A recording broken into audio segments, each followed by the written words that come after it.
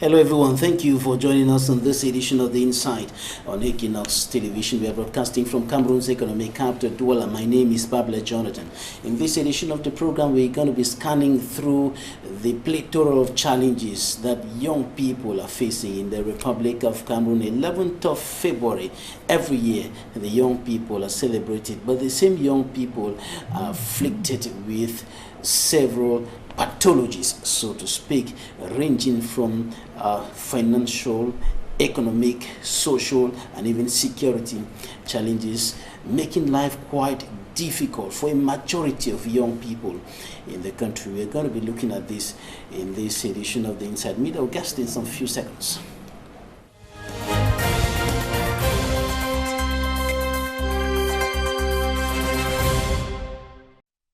Guest today, the first is a young person, Engineer ELVIS BANE, National Communications Secretary of the Popular Action Party. Thank you for joining us today.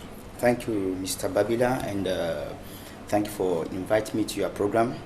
I wish to extend my greetings to all viewers of Equinoxe Television and to the senator here that I'm pleased to meet on the platform. Right, Senator Barrister KEMENDE Henry Gamze, member of Cameroon's Upper House of Parliament. Thank you for joining us today.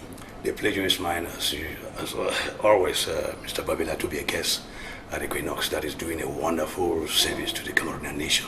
I want to congratulate you for your incisive programs that give the Cameroonians the opportunity to brainstorm about the future and the destiny of their country. Thank you. I begin with you, Engineer ELVIS BANE. You're a young person. Did you celebrate National Youth Day, 11 February 2021? Did you celebrate?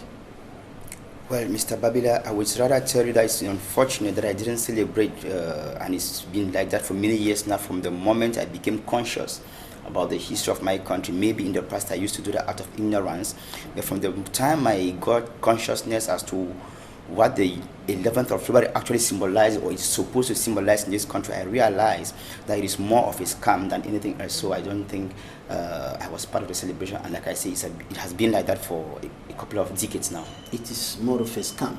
What do you mean by that? When I say it's more of a scam, you know, when I look back 55 years since our people, when I say our people, I mean the Southern Cameroonians, when they voted for reunification in this country, when I look at the reasons for which they decided to get into this union, into which we find ourselves today, a union that many people call today as an ungodly one, an unholy union, I rather regret, and I think that it calls for nothing else but tears, especially on the part of the Southern Cameroonians, because none of the reasons for which they voted to join their brothers east of the Mongo have been respected. On the contrary, look at what is happening. Just today, when I got into your studio, I just received a video of a child burnt in battle. I don't yet know whether it's battle actually, but honestly, if what I am getting about that video, it should be true, then I want to tell you again that all of this happening on a day like this one will only give more Cameroonians who are conscious of the history of this country to rather shed tears than want to think that there is anything to be celebrated by the youth in this country. Secondly, when you ask me why if I celebrated, I am a young man, yes,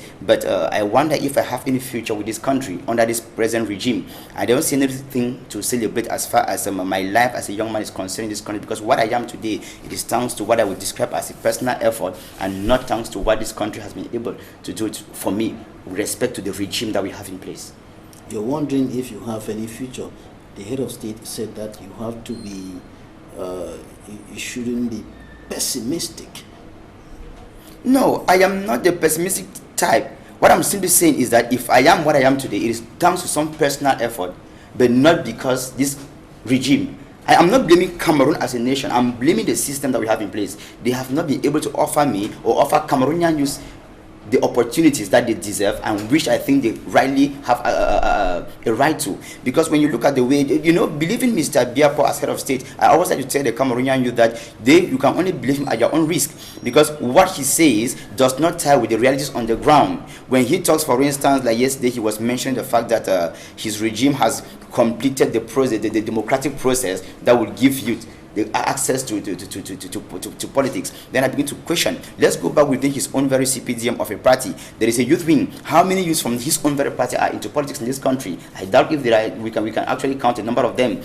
We're going to analyze what the head of state said to young people yesterday, or on the 10th of February 2021, ahead of the celebration of the National Youth Day in a short while.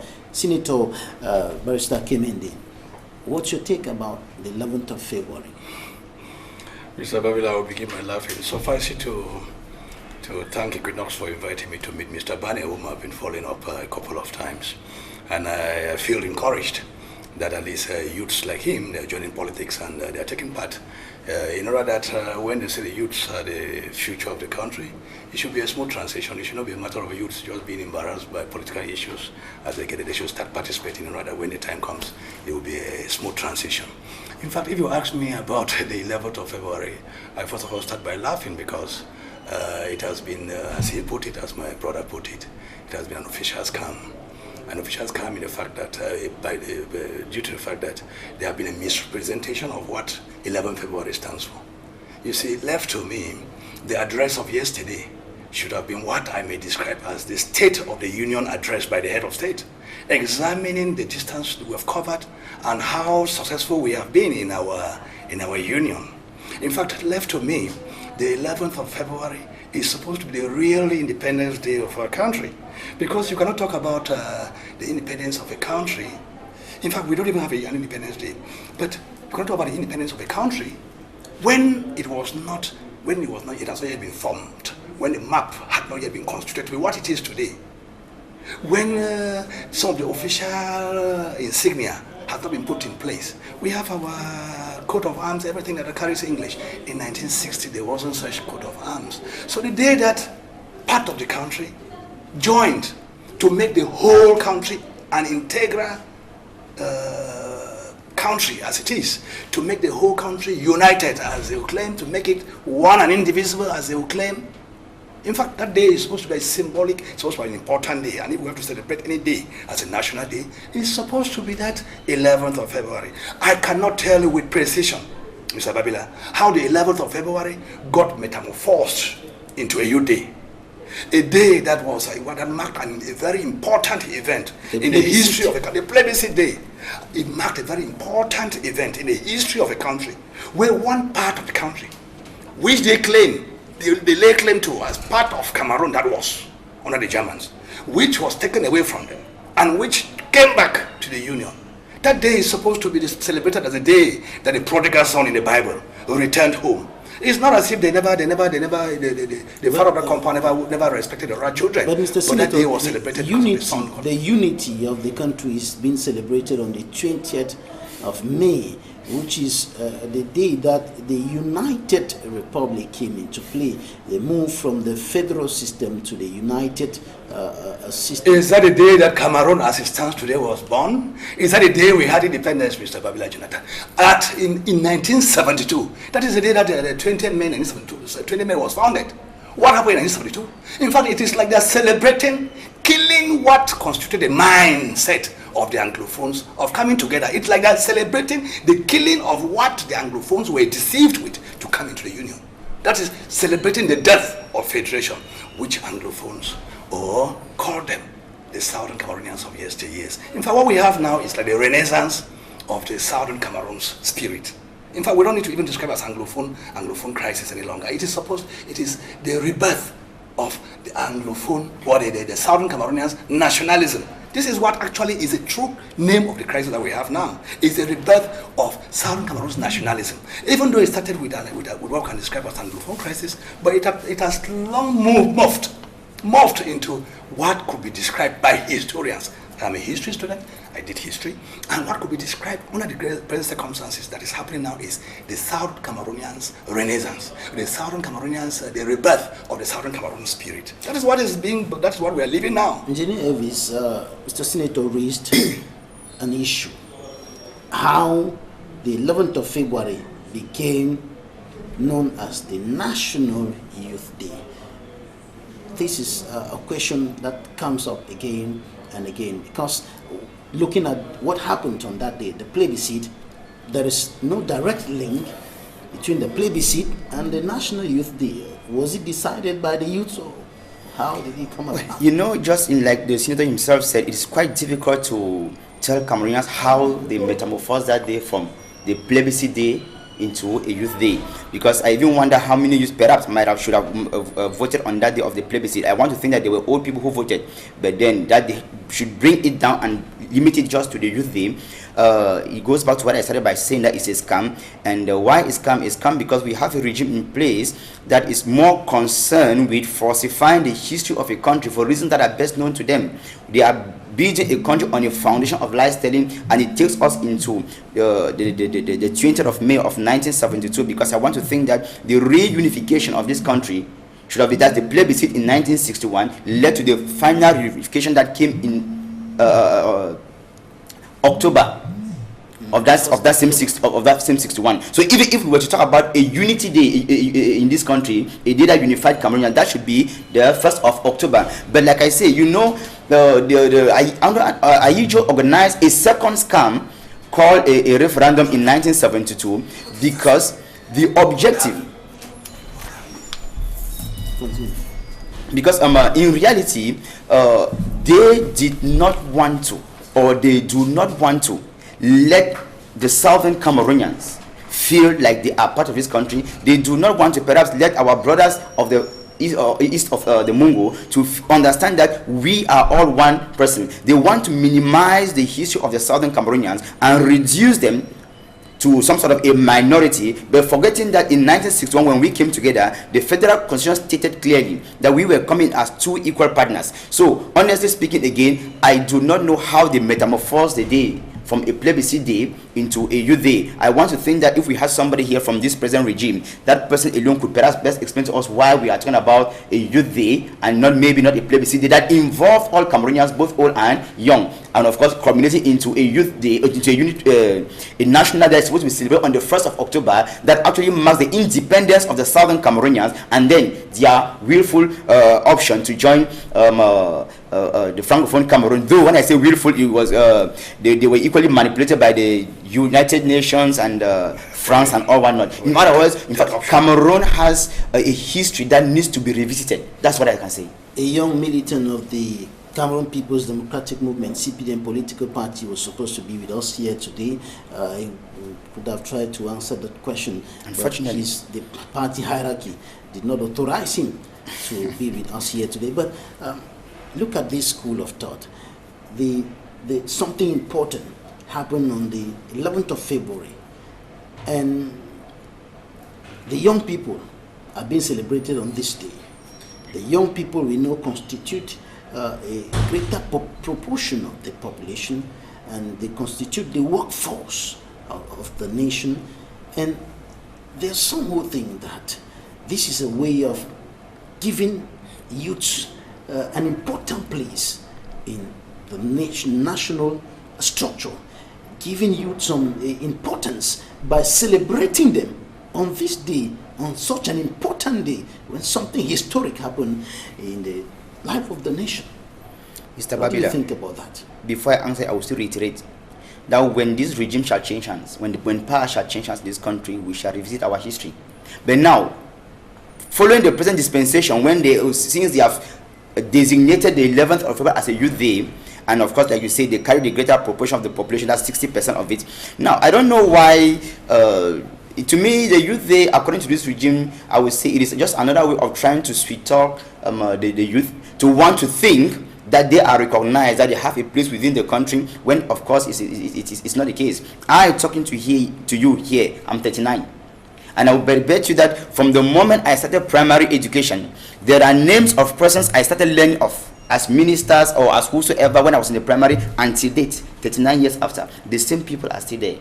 And when Mr. Bia talks that he did yesterday, he tells the youth they should be perseverant. Are we going to be perseverant under his reign for 38 years before they give us room to be able to manifest or to showcase our potentials as youth in our country? He even technically in his speech yesterday advised the youth to go for greener pastures and then bring back money and invest into the country, when we know that they have been battling the issue of the dual nationality with people in the diaspora wish to come back to the country, young Cameroonians, but he will not give them the room. So I don't want to think that the government is trying to celebrate the youth. In reality, on the contrary, they make a fool of the Cameroonian youth, because I want to believe that we are one of the finest brands in Africa and perhaps in the world, because when you look everywhere in the world, in every field of life, you will always find a young Cameroonian excelling in one way or the other. But the question is, why do they only excel when they leave the country, but not when they are back in the country? It is simply because, like I've said, the regime in place does not give room for young Cameroonians to excel. Mr. Biya is somebody I always like to describe him as a leader who has remained so loyal to his friends, which means if you have once been in his circle of friends, he remains loyal to that circle. Even when his friend dies, he still goes out into the family and picks a child just from that same family, such that those of us perhaps who were never fortunate perhaps to have fathers who were into his circle, we are total outsiders in our own country. Go back into his capital, like I say, and find out they are the same people he has been recycling. And unfortunately, Cameroon is blessed with such bad leadership. The same people who have failed us repeatedly are the same people who have been maintained in office. You find somebody who fails in education as minister, 10, 15 years, they send him to agriculture, he fails, they send him to telecommunication. That is the problem we have with Mr. Biya as leader in this country. You will not say that all those who are working in government from the northwest, from the southwest region, from the far north, from the east, from the south, are all friends of the President of the Republic. Except you are an investigative journalist, Mr. Babila, except you can challenge me and prove the contrary. I am telling you, and when I talk, I am also a journalist by profession. I also carry out my investigation. I know what I'm saying. I am telling you that Mr. Biya is loyal to his friends and he picks his friends. Now, let me just take a simple banal example. If Senator KEMENDE here is a friend of Mr. Biya, for instance, okay, when he appoints Senator KEMENDE, KEMENDE can choose now to do what? To also pick somebody from within his own family, and that is how it moves. So in reality, it is a matter of you must have a godfather somewhere to be able to excel in our country. That is exactly what I'm saying. People don't give room for the youth to express themselves. Come back to the issue of getting into professional schools in our country. Have you ever asked yourself why it must always be a matter of competitive entrance examinations before you get into a school? Let's take Polytechnic or other schools. They should give room for all young Cameroonians who maybe get the qualification to get into such schools, because you and I know, for instance, a majority of those children, for instance, with 5A grades at the advanced level, most often come from poor backgrounds, and they cannot have access to such school. Why? Because they will ask for 1 million, 2, 3, or 5, or even more. But now, because you have a godfather somewhere, at the end of the day, those who have access to such places are people who are known or who know people elsewhere. And that's why we are saying that the regime in place is not one that actually gives access to the youth to express themselves. And that's why most of them are even struggling now to do what? To go out of the country. Yesterday, he was citing a few youth who are out of the country doing well and thinking that we can use them as models. Yes, they can be models, but unfortunately he cites people at times who have struggled out of what I call personal effort to become what they have become, and then he now use them as national symbols to want to think that others should copy. We can copy them. The authorities, however, despite the godfatherism, corruption, and everything that may be characterizing the entrance examination into some higher institutions of learning, the authorities say that there is a certain degree of merit. There is merit that is considered, and those who perform well are also integrated into some of those schools. Senator Jine talked about the issue of celebration of young people being some sort of deceptive. Celebrating young people on the 11th of February, an important day in the history of the country, he thinks that is some sort of deceptive, is a way to deceive young people, to tell young people that they are considered, whereas they are not. Do you think they are not considered? Mr. Babila, I would like to take exception when you talk about celebrating Youth Day on an important historic day as far as Cameroon is concerned. I'm asking as a question. We have 365 days in a year. 366, these are basic elementary knowledge. 366 in a leap year. What is wrong in choosing another date, Mr. Babila Jonathan? Choosing a different date out of the 365 days, a different date other than the 11th of February to celebrate the Youth Day. If the youths are considered very important to the well-being of our country, and if we want to valorize the youths, why not choose a different day? Must you choose 11th of February? And during that 11th of February celebrations, no mention in the speech or whatever is made of what took place on that historic event, on that historic date, 11th of February. The head of state said a speech yesterday made no reference to the plebiscite. To the plebiscite and those patriots who voted and opted for independence by joining, whatever that option meant to the United Nations. But why not make reference to it? Why not give a paragraph in a speech with regard to the state of the union?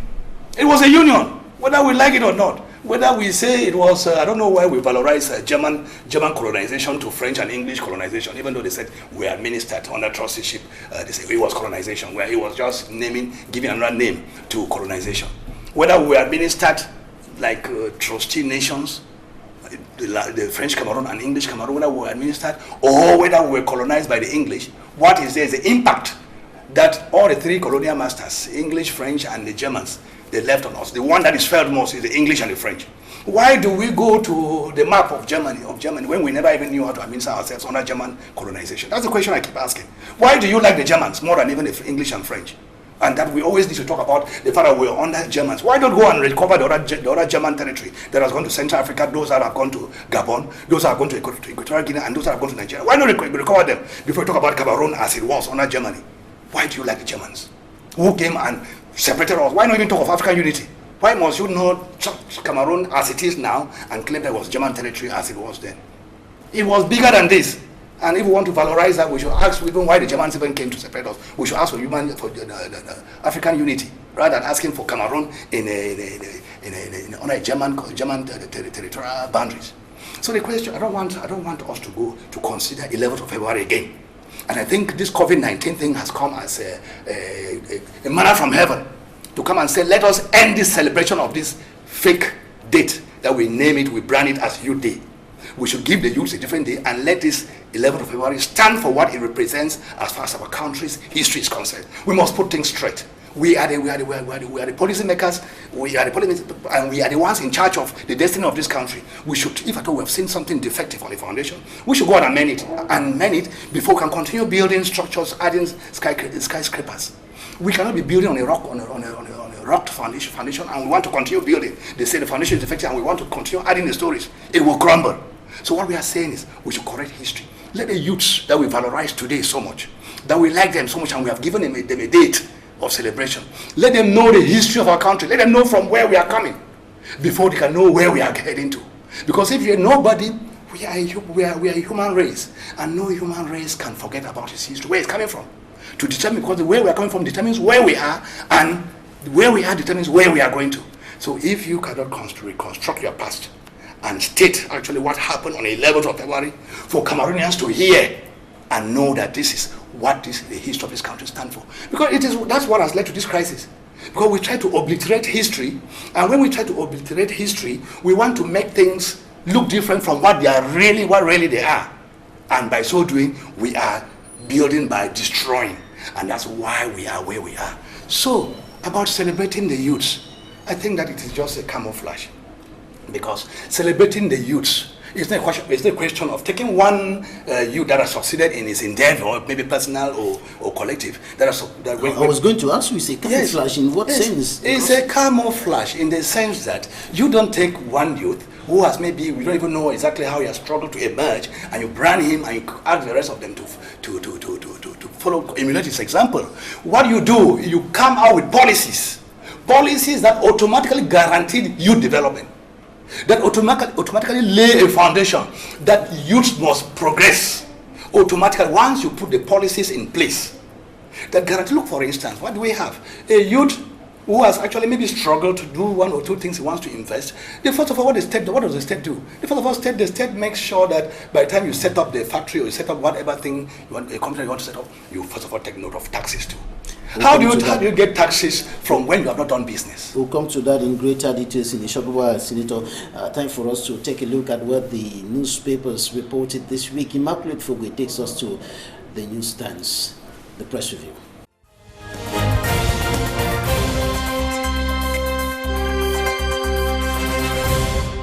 The median, decent reburial of corpses. Bereaved families in Gabu reject BS proposal saying reburial is against native tradition, but they accept the money given to them by the head of state. The Herald Tribune reports 2 dreaded separatist generals neutralized in separate operations. The Voice Weekender.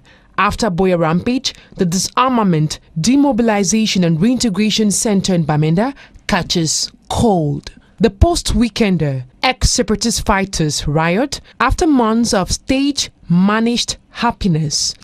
The Post says ex-separatist commander regrets laying arms following intimidation by security officers. The Guardian Post: traders and senior divisional officer divided over the cause of fire incidents in markets in KEMENDE. Another edition of the Guardian Post says, fire outbreak kills 93-year-old woman and her grandson in Boya. The Horizon exclaims, United States deportation saga, 60 Cameroonian asylum seekers get reprieved. The same edition of the paper writes about Youth Day marching parade cancelled. Another edition of the Post says, President Biden promises support to end conflicts in Africa. The Voice: one of Cameroon's finest journalists, Peter Kins Magnon, is dead. The Sun: Chan 2020 fallout. The blame game is on. Sports Minister blames others except himself. The Star: Chan 2020, Morocco wins trophy, Cameroon credited for impeccable organization.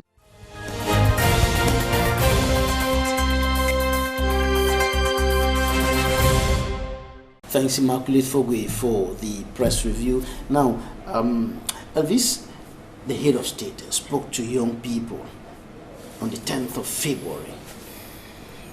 Before that speech, some young people said they weren't expecting anything new from the head of state.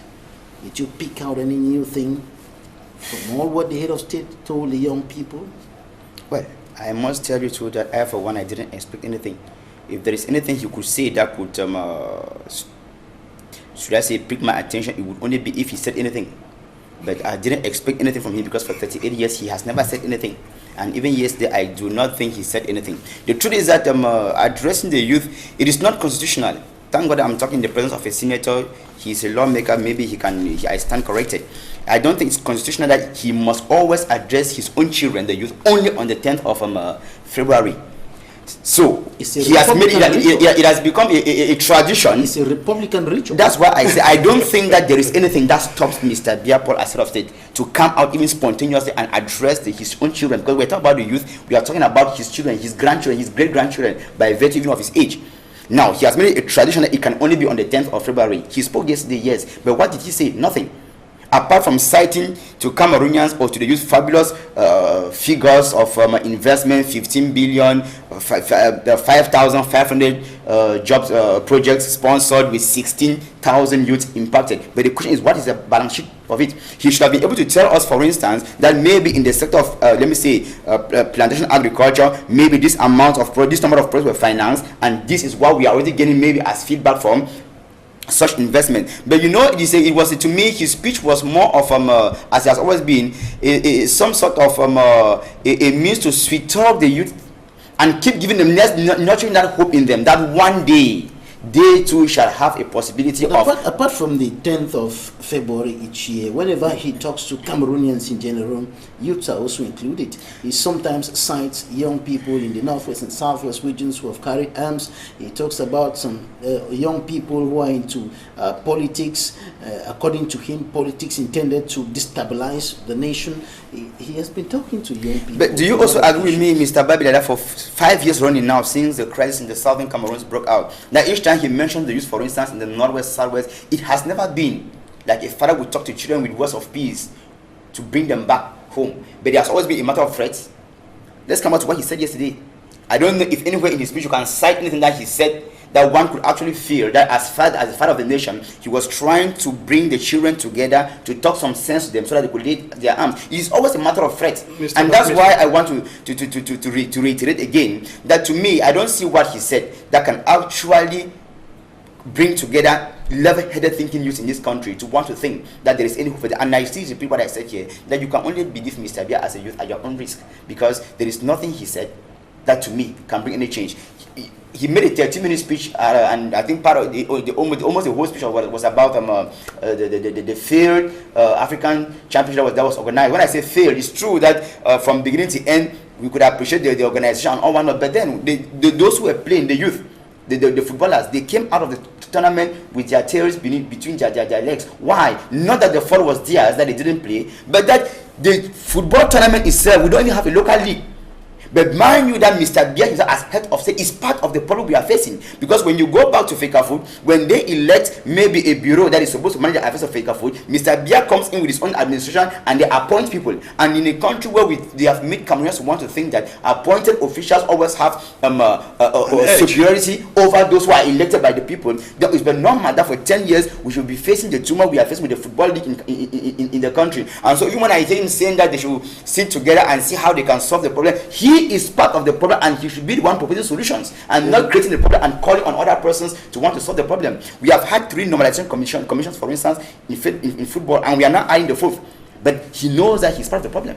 Why all right, John B. could not continue? We'll go progressively, Mr. Senator, about the young people in the northwest and southwest regions of the country.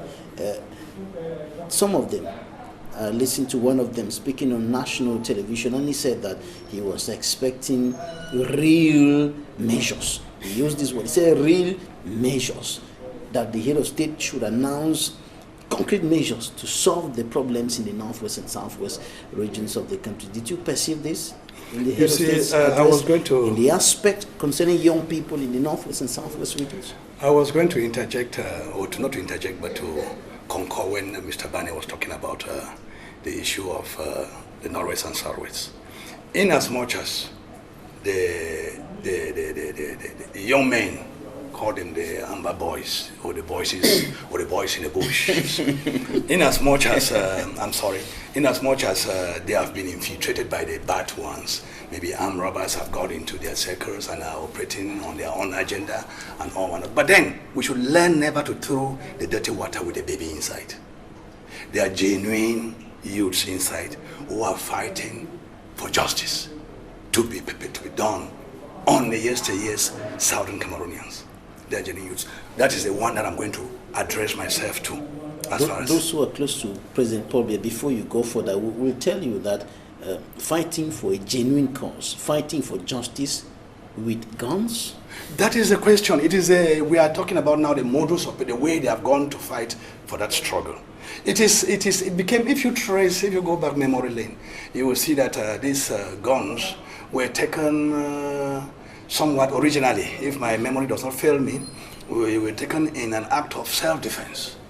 When they were pushed to the wall, when after demonstrating peacefully in Moyoka, Bafia, all those places where they came out on the 22nd of September 2017 and the 1st of October that year, they demonstrated with peace plans. Thereafter, they went around with pictures that were gotten of those who were demonstrating, and they were picking them at night one after the other. And they will pick here, maybe they will take to a unknown destination. No paper is left to indicate where they are taking your son to. No paper is left in the compound where they are taking anybody. And they were just taking them in disorder and taking, you don't even know whether your son is survived or is alive or dead. You don't know whatever thing is happening to him. No measures were taken to keep the family informed as to where they are taking their loved one to. So in that situation, if Mr. Babila, your son disappears, your son is taken away to an unknown destination, and later on, it's discovered that he has been shot and killed somewhere, maybe from Bafia in Moyoka. He's been shot and killed and thrown somewhere at Com. And the one that was taken at Bello is shot and thrown somewhere at Équinoxe Tv, and so on. Mr. BANE, will you allow your son to also be taken that way? Will I allow my son to also be taken to an unknown destination too, and let me wait for my own son? That's how parents started sending their children into the bushes to protect themselves. That's what happened, and that's why you saw them at the onset. I like to go back to memory lane. You saw them from the onset their fathers sent them to go and take cover or to go and protect themselves, go into the bushes. They took their fathers' guns, took the cutlasses, took spears, and that's how they went to the bushes, and that's how it started. Some other people whose agenda were hidden and unknown to us Cameroonians, they now had to pick those boys in the bushes and started arming them. And that is how this thing took the dimension it has taken today. That is a short brief, that is a short summary I can give of my own understanding of how this thing morphed from a peaceful revolution or from a peaceful to an armed conflict. It was actually an action in self-defense, because you don't fight an army with a bush with a den gun. You don't fight an army with a spear. You don't fight an army with a cutlass. So in fact, they went to the bushes just to go hide away from what was perpetrated on them, and nobody was asking any question about the whereabouts of where these young men were taken to. and displaced out of their areas of jurisdiction, unknown to any lawyer who will be consulted to go and intervene for them. That's how they started fleeing into the bushes. Until today, they have been transformed to bushmen and they have been radicalized, such that they are holding their parents and brothers and sisters responsible for a boy who has left the family and is in the bushes, whereas they don't have control over that person any longer. No, about what the head of state said, about what the head of state said concerning these young people who are carrying guns and who are involved in the struggle. In fact, he has been consistent. What I have noticed about our head of state is that he has been consistent in his call, in his superficial solution to the crisis. He has been consistently calling on the young men to drop their guns. He has been asking them to come back and join the DDR centers. He has been and said at the same time that if they don't drop their guns, they will be killed, they will be fished out, they will be annihilated. You get the point? You cannot be pleading, you cannot be biting and blowing at the same time. In fact, honestly, he is supposed to appeal to them, putting in place, maybe there should be a dialogue, whatever it is. Because let me tell you what, that's why I say you don't throw away the dirty water with the baby inside. The baby in this dirty water remains the genuine solution to the Anglophone crisis, which we all acknowledge exists. That's the baby in the dirty water. So you cannot go and concentrate only on the dirty water, forgetting that there's a baby inside. So that you want it to be, that will not be accepted under justice.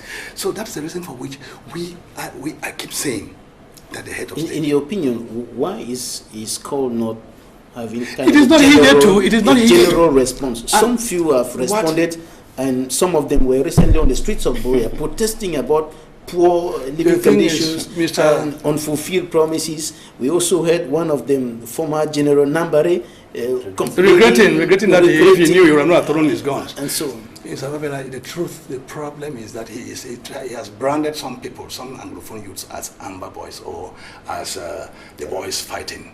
He doesn't know that the truth about it. He doesn't know the truth about it is that 99.99% of Anglophones, they are psychological supporters of the boys in the bushes. Not because they like armed struggle, not because they like war, but because of what they believed influenced them erroneously to take that path. And we feel, some of us, we feel that it is by handling those problems that you will bring those boys out of the bushes. Because not by calling them to drop their guns, as if you were the ones who gave them the gun, then call on them to drop it, maybe they will drop it. But if you are not the ones who gave them the gun, and you are calling on them to drop, meanwhile the people who are playing the pipers for them to be dancing, they are somewhere else, then you are making a mistake with regard to the solution to the problem.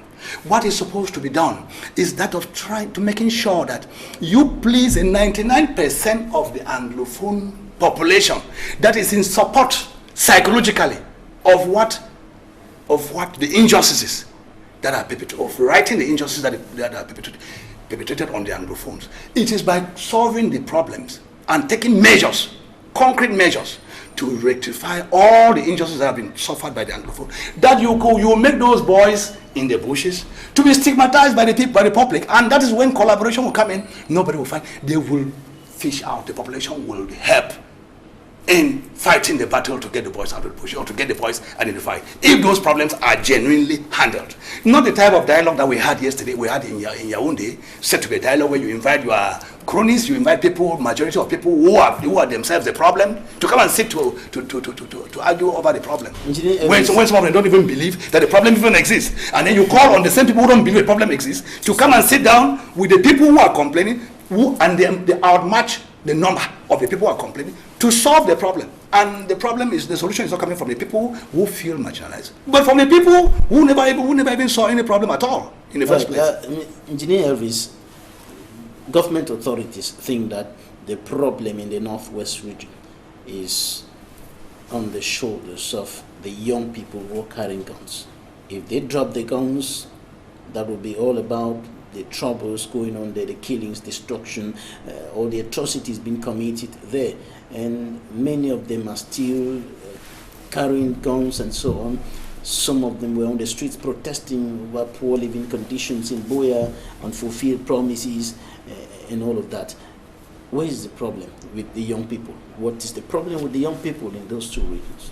If you say the authorities in Yaoundé think that the problem is with the boys in the bush or in the bushes, then they should also start by asking themselves, what was it that pushed those boys to go into the bushes? First, Senator said it clear. When people manifested on the 22nd of September 2017 and on the 1st of October of that same year, we did not see any of them with a stick in their hands. They were carrying peace plans, and we, as Cameroonians, as Africans, we all know what the peace plans symbolize. But the government sent military, the military, and they shot at the people on the 22nd. They came out on the 1st of October, you shot again. And of course, they went now for some sort of self-defense. And remember that even when they went for self-defense and they picked up their gun guns and sticks and machetes, Mr. Biasti had an opportunity at that time to tell them, my dear children, drop, let's stop. But he went out as usual, hit his fist on the table and said the form of the state is not to be discussed, and that anybody who was when you go on media and all whatnot, it was all threats. Until today, as I'm talking, it has still remained a matter of threats. I want to tell you, Mr. Babylon, the solution to this problem in this country is a revisit of the 1961 Federal Constitution. And it comes back to what we started by saying here, that we cannot build a country on a foundation of lies telling, because that is what has pushed the southern Cameroonians into the bushes. That's what has caused the trouble in that part of the country. And I'm afraid that it might continue that way if Yaoundé continues to think that a military option remains the only solution to this problem. If they continue to think that we cannot sit down and talk, then it becomes a problem, because first, already, they organize a national monologue in the name of a dialogue, and it was a total fiasco. People close aides of President Paul Biya, like Professor ELVIS Ngole, will tell you that the military option is not the prime solution that the President of the Republic has adopted, that he thinks about dialogue, but the military is there to respond to the military component of the crisis. The President of the Republic has not chosen a military option. How do we deny that he has not chosen a military option, when we are still saying here that in all his speeches, whenever he touches on the southern Cameroonians who are in the bushes, all what he projects them first is the role of the law, is the role of the military. You know, there's one thing we should understand, that in this country, he is the commander-in-chief of the armed forces. Yes. Now, when you say the military is there to respond to maybe the boys who have picked up arms, but we all, you are journalists, we all see videos on a daily basis of the carnage also perpetrated by the uniform officers on civilians, and not even the boys who are carrying the arms. The head of now, do you think that is professional, with a high sense of sacrifice? Mr. Babila, I said something here, that if you trust Mr. Biya and his officials in what they say, you are doing that at your own risk and detriment. Because on several occasions, they have paraded the military as being professional. On several occasions, they have denied that the military never committed any havoc. They have even denied certain instances and cited that they were in Mali and other countries, just to come back later on and confirm that the same professional military carry out such havoc. So we are saying here that, and I insist, that until the 1961 Federal Constitution is revisited in this country, until the officials in Yaoundé understand that we must go back and build or rewrite our history, correcting those errors that they have created, then I'm afraid that that part of the country, the southern Cameroons, might never come back to normalcy. Remember, Honorable Wiba once said something, that they may even kill to the last man standing in that part of the territory.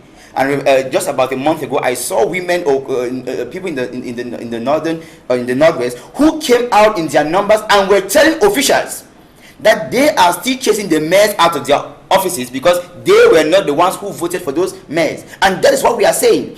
Give the people the autonomy to manage themselves and their affairs. You cannot sit in Yaoundé 55 years after and you keep imposing on people ideas that suit you, a clique of people, and not ideas that work to the general interest of the community, and you want to think that people are fools. You know, one thing that has even perhaps misled this regime. Some of those ideas have been piloted, implemented. Some are even proposed by some indigenes of those two regions who are in government. Well, when you say indigene, who are the people? Very soon you will say, you will talk about elite. Who are the elite? We have people in our Cameroonian context, and elite is simply someone from a region who has his finances and has a car and all, and then you become an elite overnight. But do they represent the people? I don't think so. Not at all. They don't represent the people. They know the reality on the ground. They come back here and they feed their creator with lies because they want to safeguard their jobs. And of course, since they are in Yaoundé, they have homes and they are comfortable in Yaoundé, they see no reason why they should want to solve the problem back there in the southern Cameroons. And so what do you make when you say that they see no reason to solve the problem in the northwest and southwest regions? What do you make of the efforts that the government authorities, including the Prime Minister, even the former Prime Minister Philemon Yang and the current Prime Minister Chief Dr. Joseph Janguti have been going to those two regions, talking with people? The Minister of Territorial Administration going to those two regions, talking with people, talking with the authorities on the ground, and the other authorities who have been putting in some effort to restore peace and normalcy in those two regions. Mr. Babila, you are citing a good number of persons there. That's correct. But now, be careful. When you are citing the PMs, present and former, you are citing the Minister of Territorial, those are people who have officially denied that there is no Anglophone problem in this country. And the Minister of Territorial Administration, of course, he self-right on several occasions denied that there wasn't any problem in the southern Cameroons. And I was even surprised. No, he said there was no Anglophone problem, not that there was no problem there. He said there was no Anglophone problem. And then of recent, because he thinks that it's a national problem, it's a problem that concerns. Of course, he thinks it's a national problem because it takes us back to the history of lies telling. Because they want to think that the southern Cameroons is just a region or are just regions like all other 8 regions of the country, but because they don't want to remind Cameroonians of maybe the French-speaking part of Cameroon that we joined this union as an independent state with an equal status. And now you are even reminding me of something here. When you talk about the national dialogue, when they came out of it and said one of the resolutions was to grant the southern Cameroons a special status, I always ask one question. When we got into the union, we were going as 2 equal partners. At what point in time did the southern Cameroons lose their status of an equal partner to be granted one today by the other part of that in that same union? But the special status is in the constitution, the 1996 constitution of the republic. A special status to be granted to who? By who? I still say that I'm pleased that you invited me here today with a senator who is a lawmaker, and maybe if I speak something that doesn't make sense, he can correct me. I stand to correct it. I am asking, the 2 states came in according to the federal constitution as equal partners with English and French as 2 equal languages. At one point in time, did the southern Cameroon lose their status to now be granted a special one by the other? That is the question. And like I said, the southern Cameroonians have been so diplomatic and so patient for so many years that it even got to a point when they called them Anglophones and all one not, and they did all what they could do, diplomatically, to make sure that their problems are solved. They even went right to as far as the 2 AACs, the All Anglophone Conferences that we all know about, during which they enumerated all their grievances and they channeled them to the head of state. But what happened? They took them, and as usual, and they filed them somewhere in a drawer and forgot them there. And when you talk, they tell you, what will you do? And today that the people have shown another facet of who they are, they now think that they can capitalize behind some military option to want to think that no, they cannot succeed with the military option. Mr. Bia's government must understand, until they go back to the history of the country, 1961, to start looking at what went wrong and correcting the errors from there. I'm afraid I keep saying it, that those boys in the bushes may not come out. Secondly, when we talk about dialogue, who are the persons you are supposed to dialogue with? You cannot call your own friends who understand your language, talk with them, who do not represent the people and want to think that what you have agreed upon, you will now go and impose it on the majority of the people out there. No, the dialogue that took place in Yaoundé was a dialogue amongst friends and did not involve the key persons who have taken those 2 regions hostage. We are talking about young people today. We'll take some interviews now. When we come back, we'll talk about one of the major problems of young people in this country, growing unemployment. Stay with us.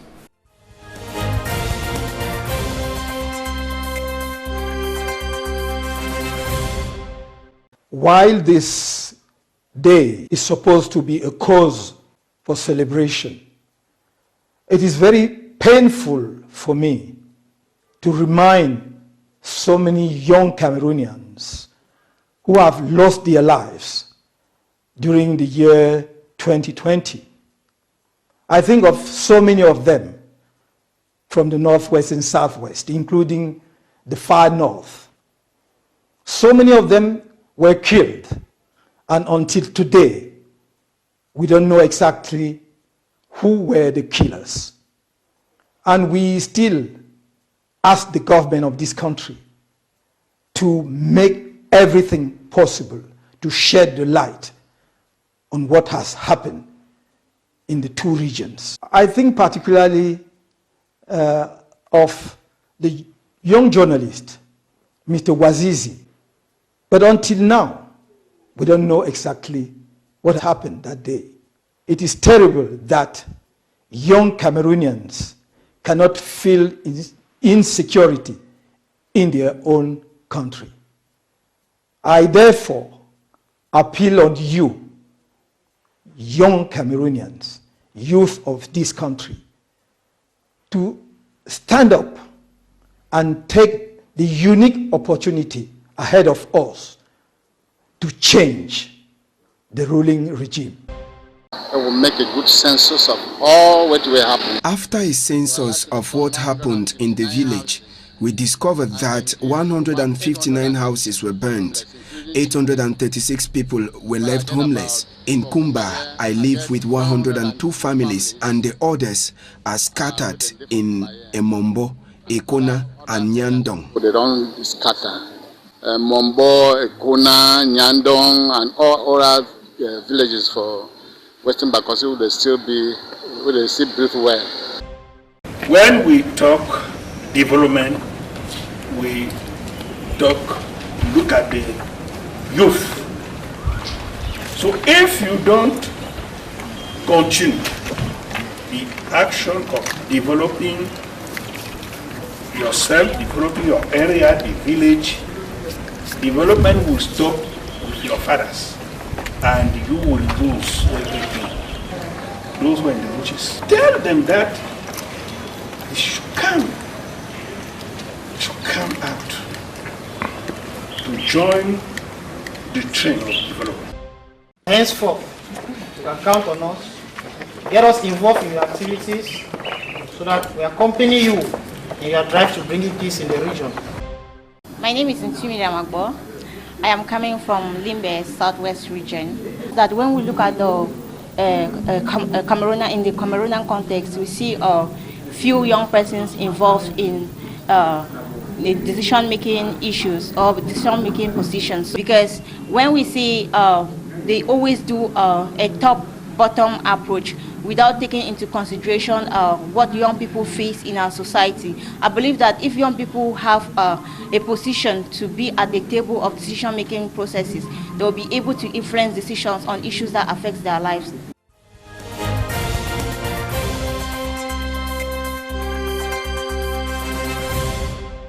You're welcome back. Senator KEMENDE, the head of state, talked about the creation of 500,000 jobs in the course of 2020, and he also talked about the special 3-year program for young people, which enabled the financing of 5,500 projects to the tune of 15 billion francs CFA. What do you think about these efforts that government is making to solve this problem of youth unemployment in the country? Youth employment, Mr. Babila Jonathan, cannot be solved by giving jobs, giving 5,000 or how many million jobs and all. That is not how they solve youth employment. What are you saying about the children of those youths that will be employed today? It is a matter of policy. It's a matter of putting in place a policy that will guarantee the jobs for the youths.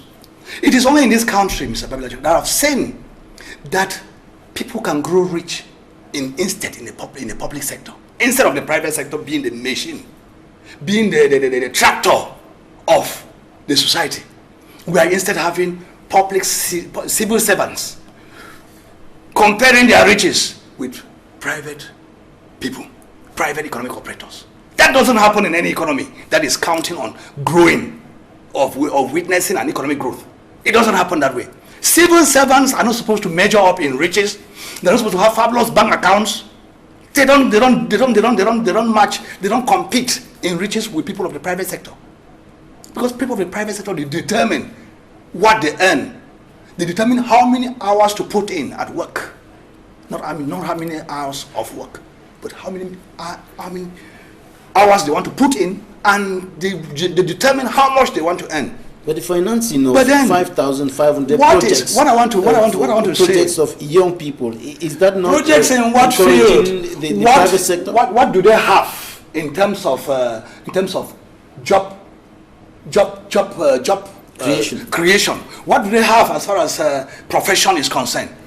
What I am waiting on the government to put in place is that of creating technical institutions to train people in various technical fields. China was a third world country in the yesteryears, just in not the distant past. They were a third world country. Korea, all this Indonesia, they were third world, they were behind. Even if you want to compare in terms of natural resources, we had more natural resources than them. They were behind us. But what have we done with our natural resources? We bring in foreigners to come and exploit and go with it raw, and then go and change it, add value to it over there, and then sell back to us at exorbitant prices, taking away our hard currency. What do we need? We need the training of job creators. We need people to be brought up to be empowered in the technical fields. Let us emulate, if we cannot create, let us emulate the examples of other countries that have transformed themselves from a third world country to the first world, like China. But the schools of agriculture, University of Chang. How many of them are there? Is it only agriculture? Why? What about the manufacturing industries? How many scholarships do we offer for students to go and study, to become scientists, to become fabricators of even this, what we use, this telephone that almost everybody has. Even a beggar has a telephone. How many persons, how many of us can pride ourselves that we can create our own telephones here in Cameroon? Those are the things that bring economic growth. Because with that, you set up a factory here, it will employ many of these youths who would like to be pressing, shuttling from one app to the other. That is what they enjoy to do best. They enjoy using their brains on those telephones. So create those factories. Encourage factors that can encourage the investments in those domains. And then impose quota system whereby when you bring those factories, you create the condition, make the conditions very conducive for investors to come in. And when they come in, you impose on them how many workers have to be Cameroonians. That's what they do in Nigeria. You don't just allow people to come in, Chinese to come in and occupy what they have created here. They call their brothers and sisters back home from China. They are even overpopulated. They come and overpopulate the factory, and then they create and send out of the country. And then we remain untrained.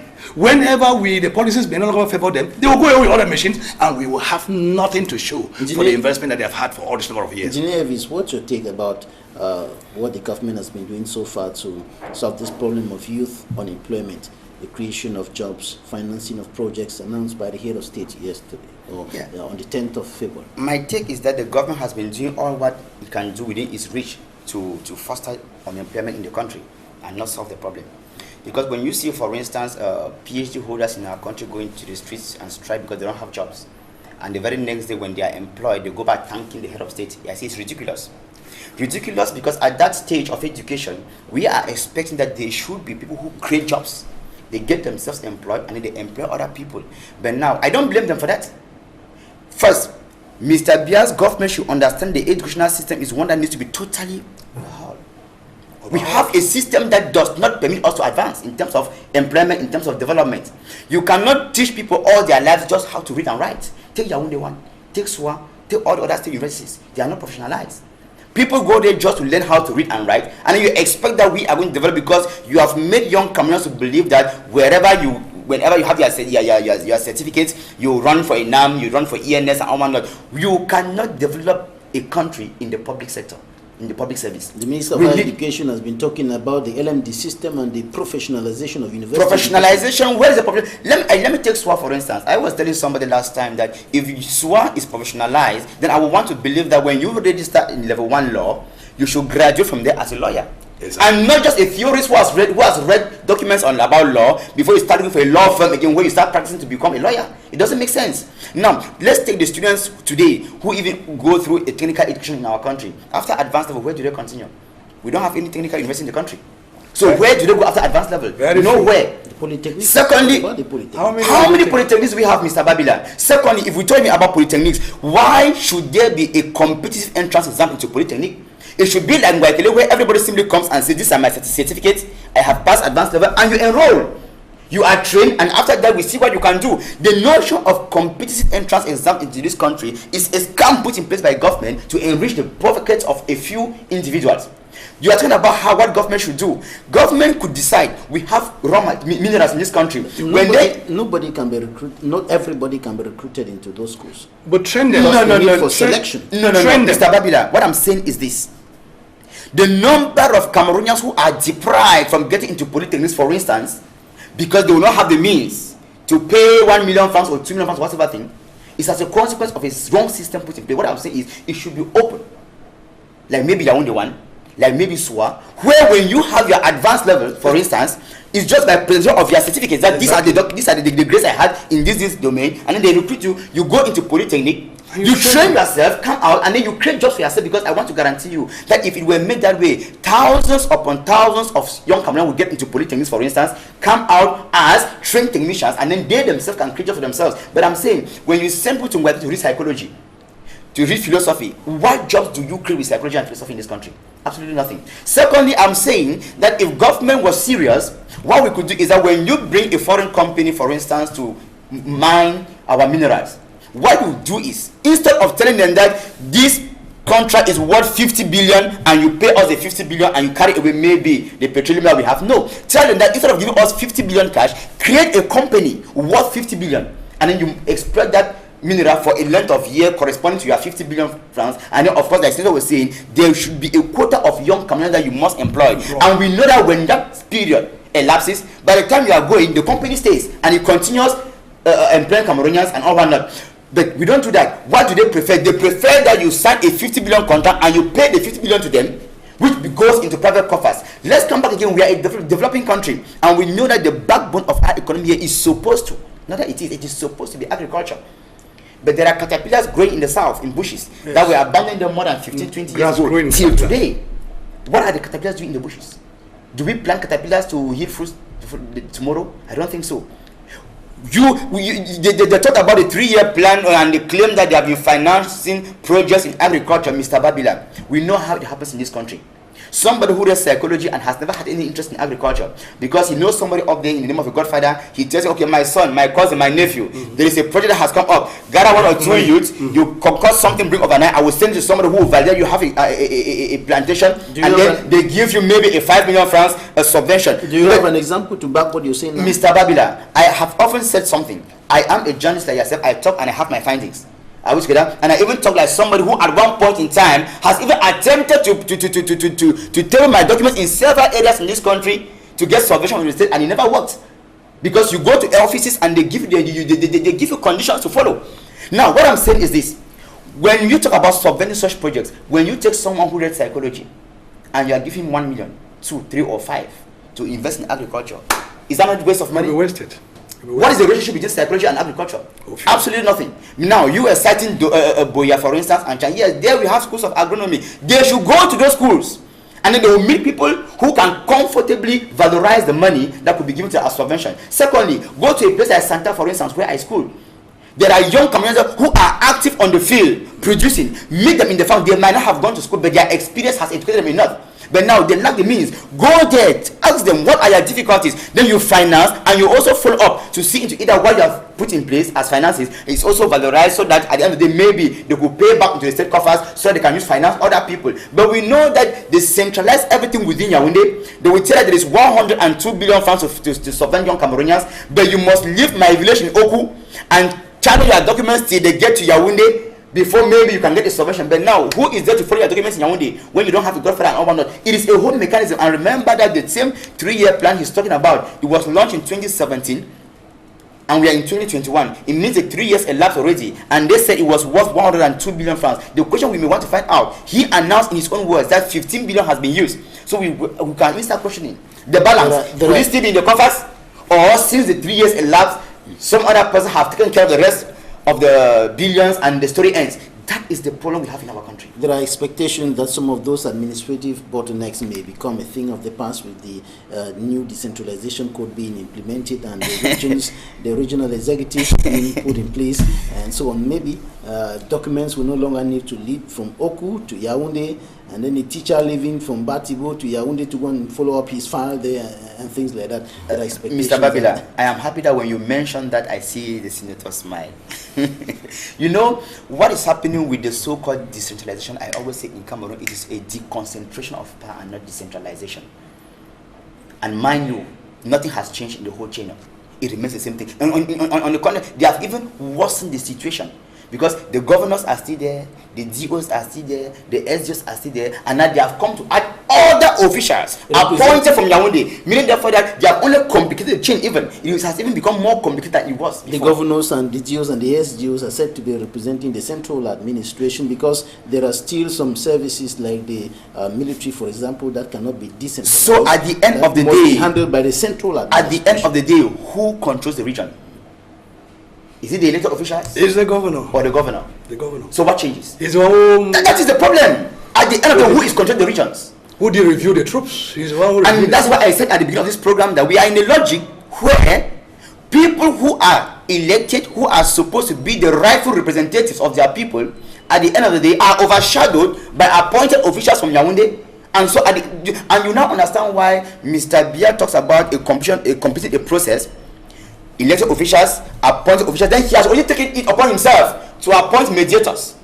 Because he already knows in advance that there is going to be trouble between the people in the regions. That's why he's already preparing mediators. Mr. Babila, you cannot sit in your house with your wife and you don't have a problem and someone starts bringing a mediator into your home. But they are independent public conciliators. Independent? When they are appointed by somebody, they have a budget that is defined by a particular person. How independent are you? We are rounding up already. Our time is up, and I just want to get some few comments from the senator on this. The head of state said that young people should be positive, they should be perseverant, they should reject pessimism, and they should be tolerant in order to move Cameroon forward in nation building. I consider that slogans. And we have been used to sloganeering it to a point whereby we think that slogans can develop a country. Perseverance, they should be patient, they should be.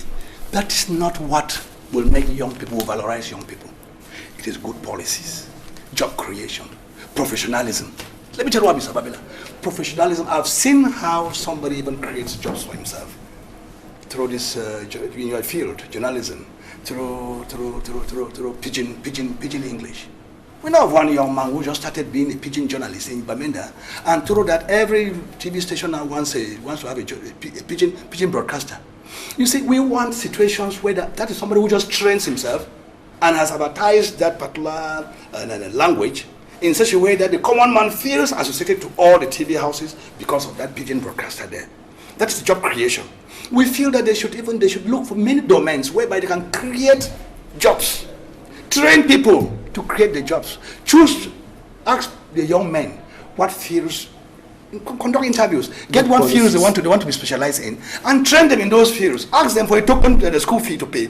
Train them in those fields. Let them be professionals. Right. They don't depend on anybody to be able to yield to generate income for their homes. Good policies should be put in place to create jobs for the young people. Senator Barrister Kemende Henry Gamze, member of Cameroon's Upper House of Parliament, Engineer Elvis BANE, National Communications Secretary of the Popular Action Party. Thank you all for coming.